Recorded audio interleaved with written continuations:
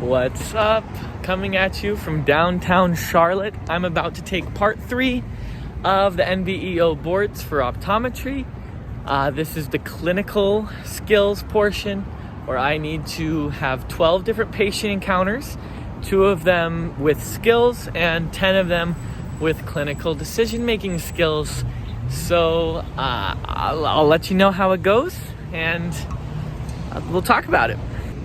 For some reason, they chose North Carolina for this test, so every optometry student in the entire nation has to fly down to a random city of Charlotte, North Carolina. Honestly, I've never thought about North Carolina more than 5 seconds in my life, so this is my first time really thinking about it and my first time here.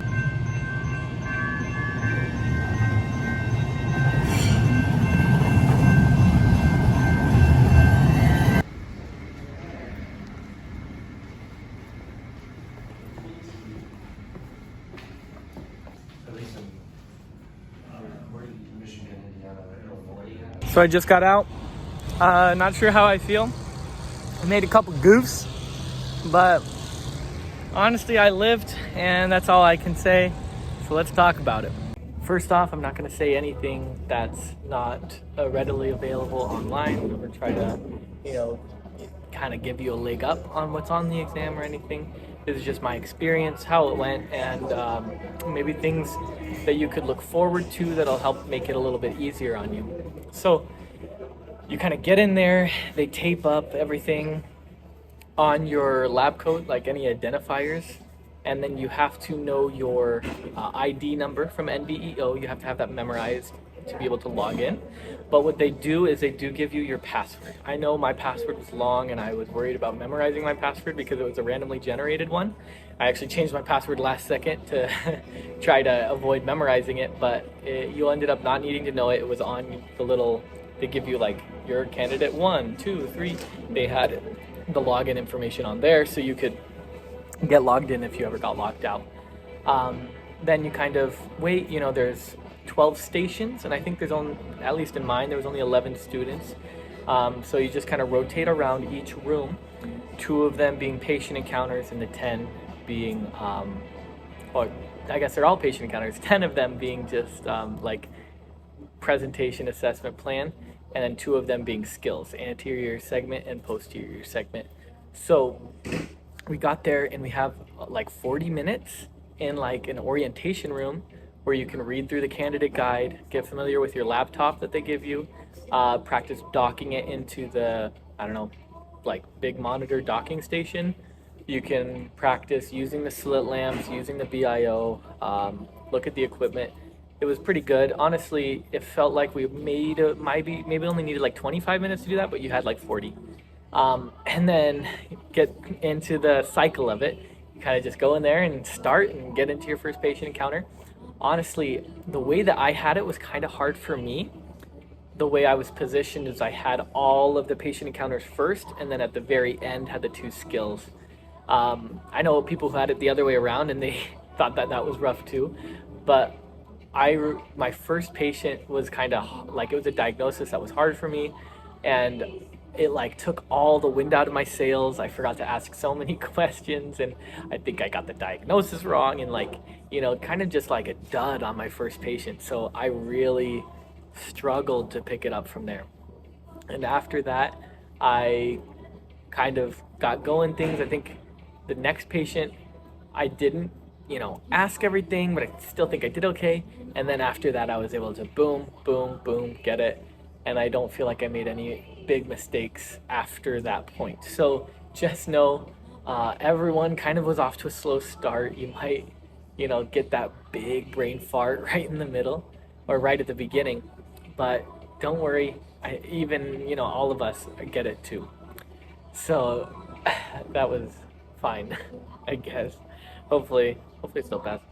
And by the time I got to the patient encounter skill stations, I was ready to, not have to type so much because I was typing so much.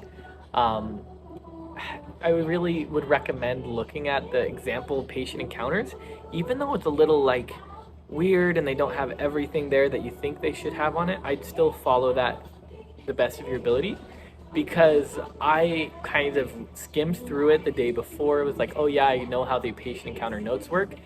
But honestly, when you get in there, you kind of are like, what do I write down? You know, that you get to the last part, there's text box you have to fill out.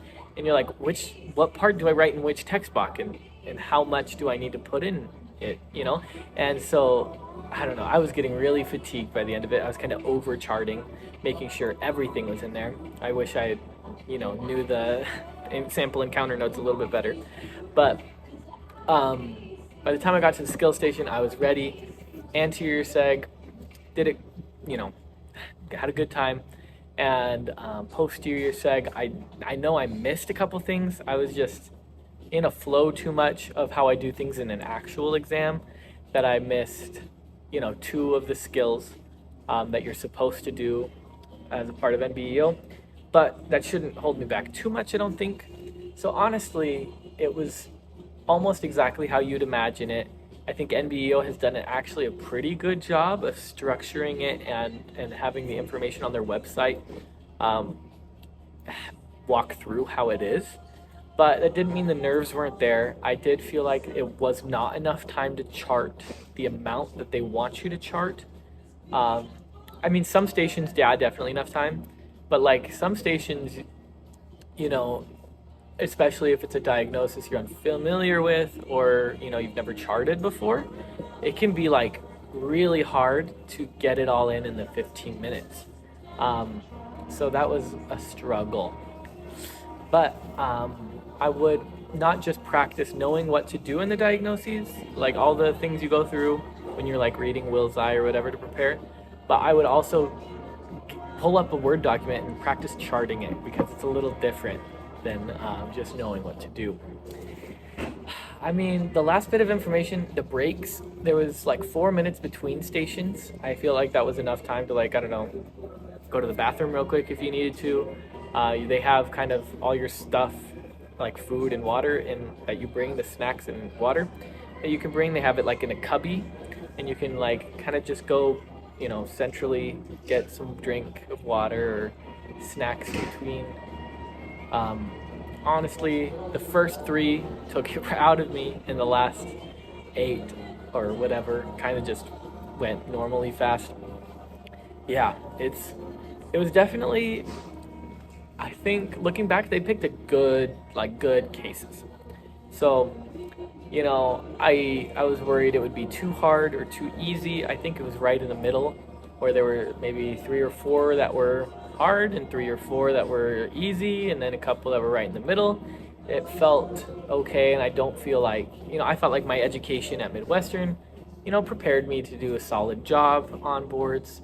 I don't know, I could have not passed, but I don't feel too traumatized from it, at least not like part 1. I still am hopeful that I could pass.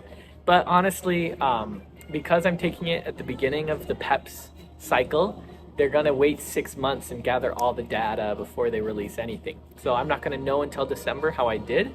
And let's just hope that, not hoping that everyone after me does bad so that I can pass in comparison, but let's hope that I didn't mess up as much as maybe I thought I did, and that it all turns out good. I'll let you guys know how it goes, and thanks for coming with me to take part 3, and we'll see you in the next video. Bye.